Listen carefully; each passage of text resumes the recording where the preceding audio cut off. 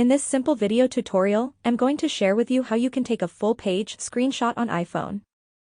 You can simply take a scrolling screenshot with your iPhone in just few simple steps. To do this, simply head into your Safari.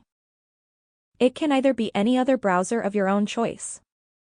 Right here, if you tap on the power button together with the upper volume button, you will take a normal screenshot as you can see right here. To take a scrolling screenshot that will cover this whole page, simply just screenshot the page.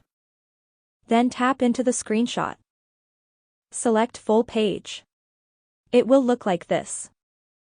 The whole page will get captured.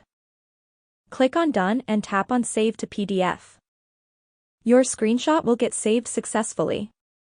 Head into your files. This is how our captured scrolling screenshot will look like. That's how easy it is to take full-page scrolling screenshots. If you have any questions, just let me know in the comments section down below. Please don't forget to leave a like, share and subscribe for more video tutorials like this one.